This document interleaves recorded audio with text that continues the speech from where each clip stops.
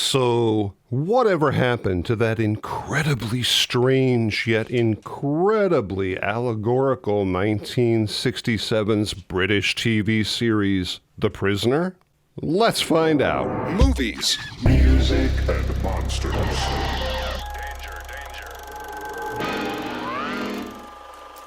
Hey guys, Dan Monroe here, talking about movies, music, and monsters. Special thanks to both Mark Harvey and Carl Frunz for supplying some really great photos and information on this show that I now get to share with all of you guys.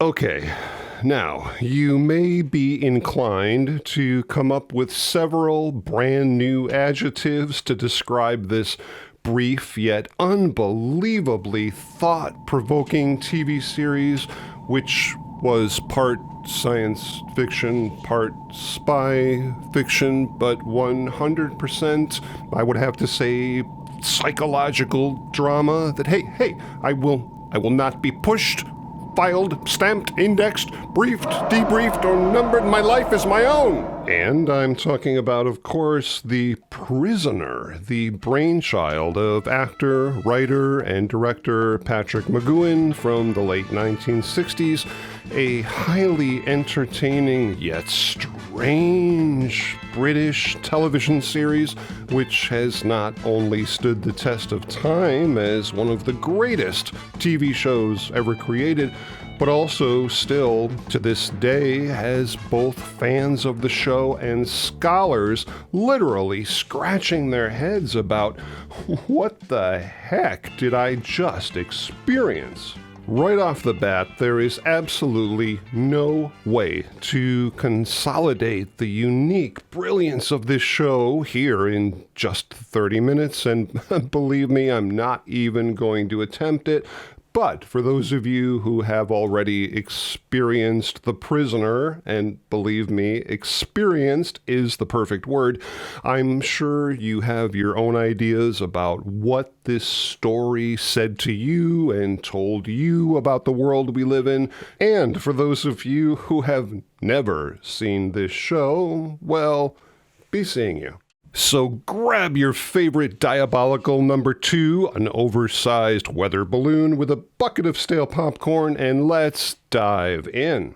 The Prisoner. Okay, there are 2 different ways to discuss the premise of what this show was or is about, one of them being the metaphorical undertones of what the character and the situations that character finds himself in, and more importantly, why. But on a much simpler level, it's essentially the story of a spy who quits being a spy, but is then abducted, labeled with the number 6, and trapped in a mysterious, remote coastal settlement known only to its residents as The Village, containing hundreds of people from all different backgrounds, all with assigned numbers rather than names, under surveillance 24 hours a day, and more importantly, even though the people in the village seem quite happy and content to be there,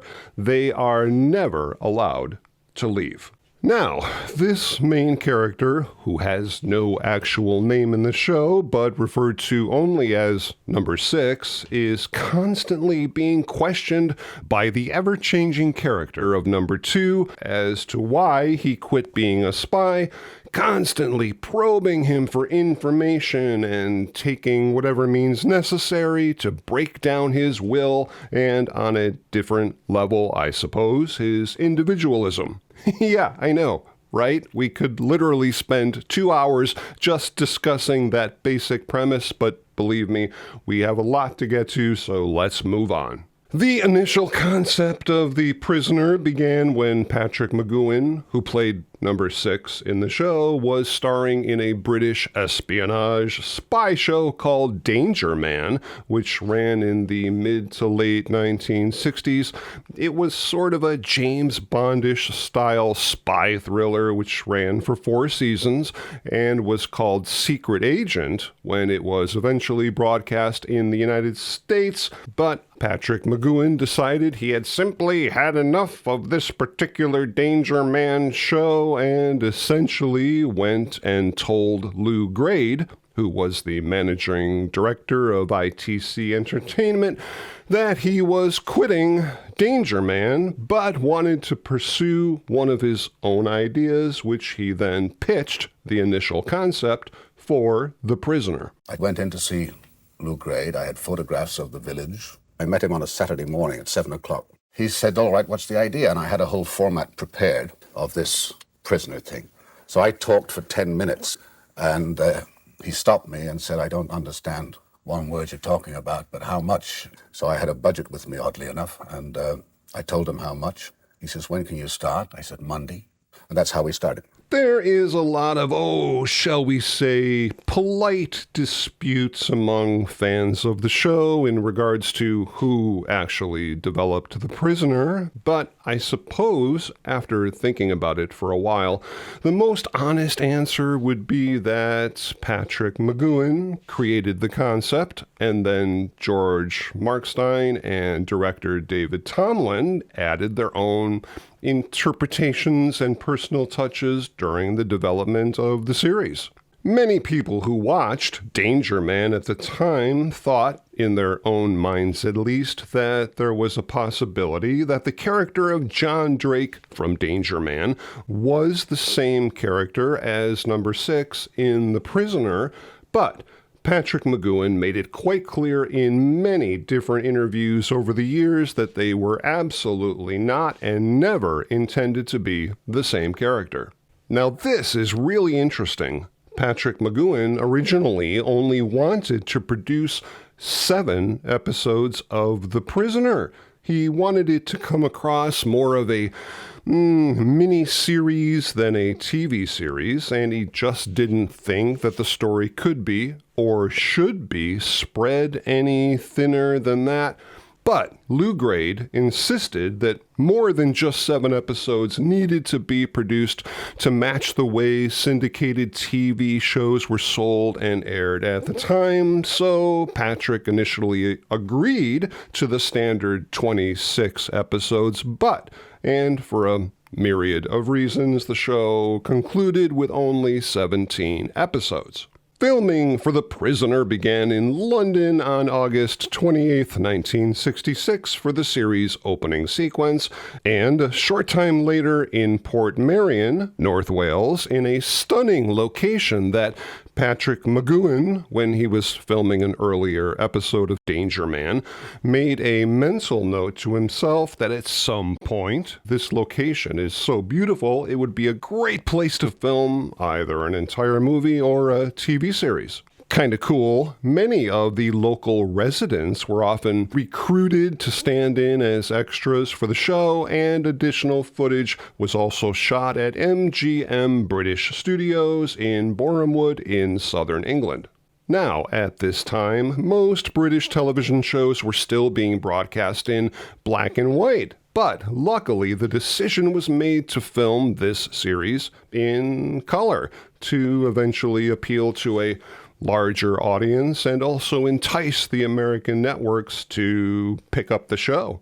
Interesting, Patrick McGoohan was absolutely adamant that his character, number 6, never become romantically involved with anyone in the series. The writers tried to hook him up with a few different female leads on different occasions, but McGoohan immediately vetoed any attempts to have his character go in that direction.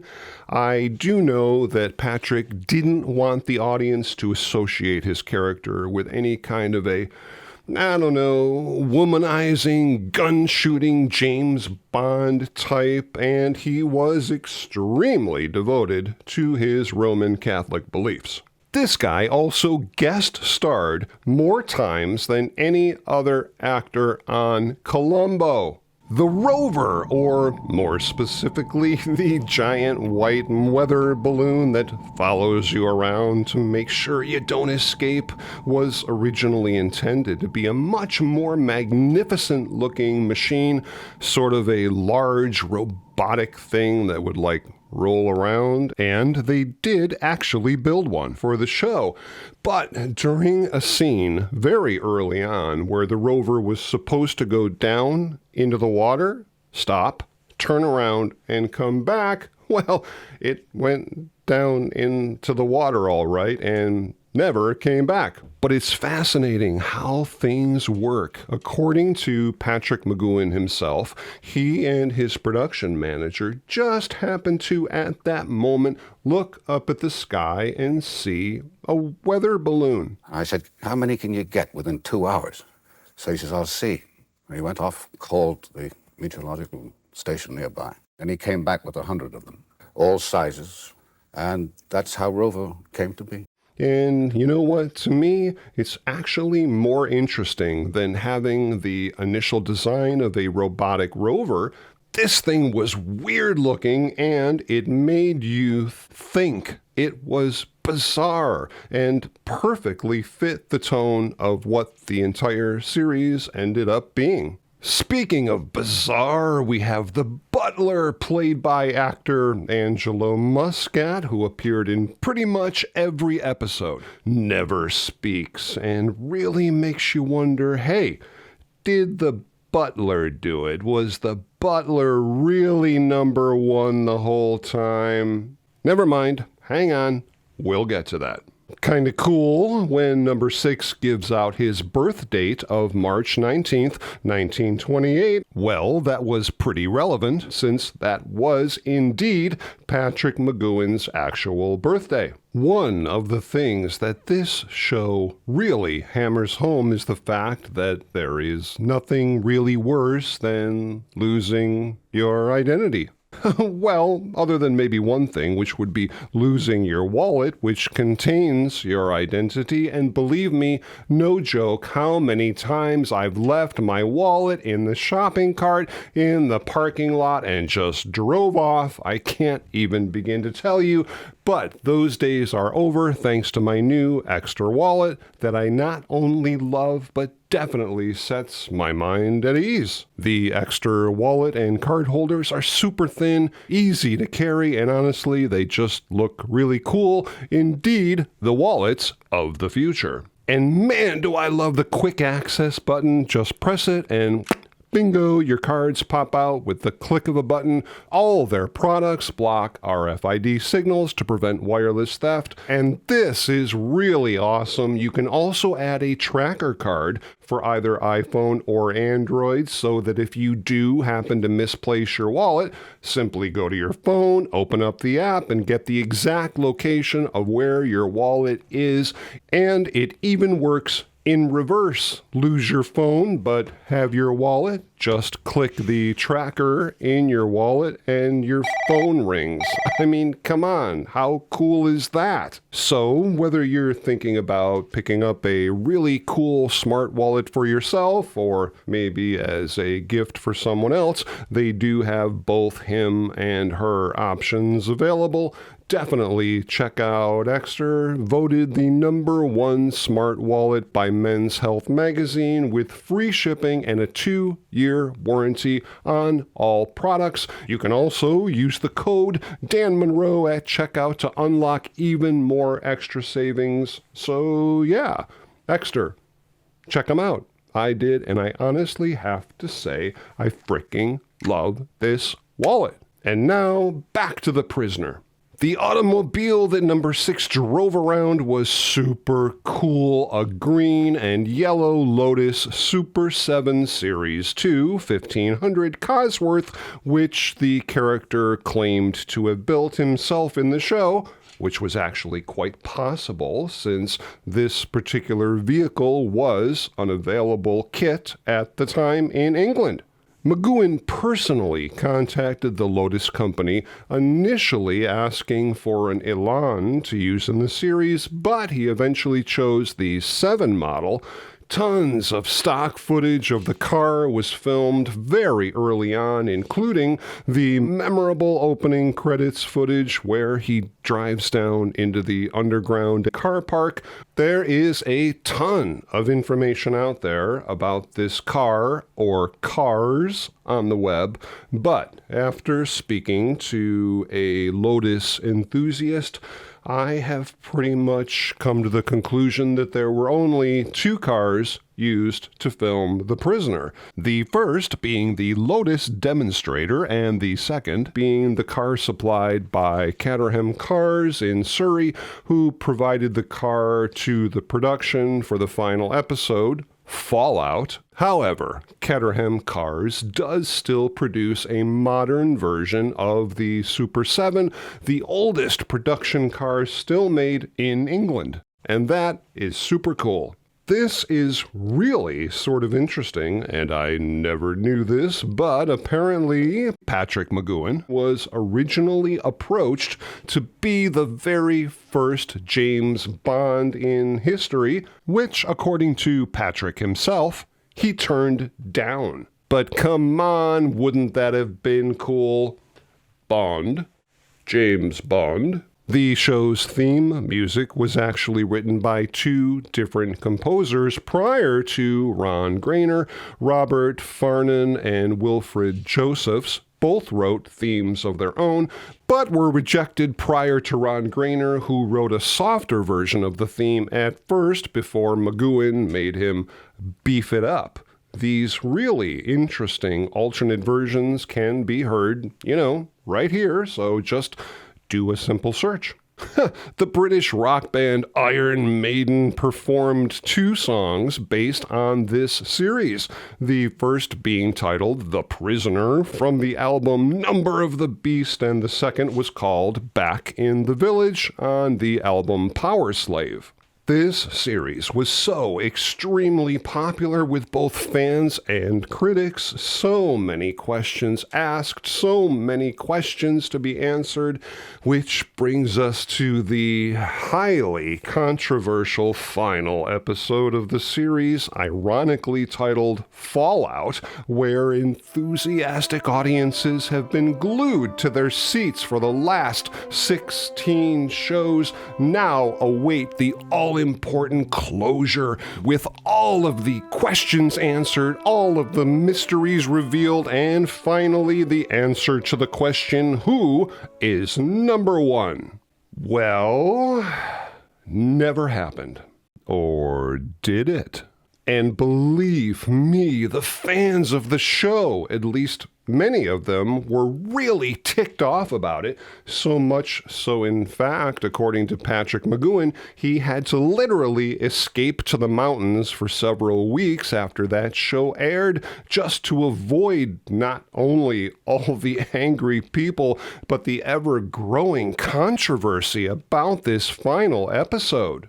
To say the least, this final episode, Fallout, was interpretive. Your normal average TV viewer, yeah, I can see them being pissed off about the lack of unanswered questions, but on a much deeper level, the people that actually took time to think about what was really happening in the show could perhaps see the deeper meaning, as wildly bizarre and unhinged as it appeared to be on the outside. We did actually get a glimpse at number 1, underneath the mask, eventually revealing that number 1 is someone that I'm certainly not going to spoil here for anyone who hasn't seen the series. Ahem. Ahem. Yes? What is it, Robot? After all that, you're seriously just going to leave everyone hanging there without telling them exactly who number 1 is? Well, if they really want to know, they simply have to watch the show, and then again, it's up to their own individual interpretation. What a crock. No, not really. This particular episode was specifically designed to play out this way by Patrick McGoohan himself. He didn't want to give people clear and precise answers. He didn't want the big reveal of a number one to be some James Bond type character. He wanted the audience to think. He wanted the audience to be engaged on a deeper level, and quite frankly, he didn't give a damn whether or not the audience got it or not. In fact, he was really quite pleased that there was so much controversy about it. He was thrilled. He loved the fact that half the people might have understood and the other half were completely clueless. I wanted to have controversy, argument, fights, discussions, people in anger, waving fists in my face, saying, "How dare you?" I was delighted with that reaction. I think it's a very good one. That was the intention of the exercise. That was deliberate. I thought that I wasn't going to pander to a mentality so low that it couldn't perceive what I was trying to say.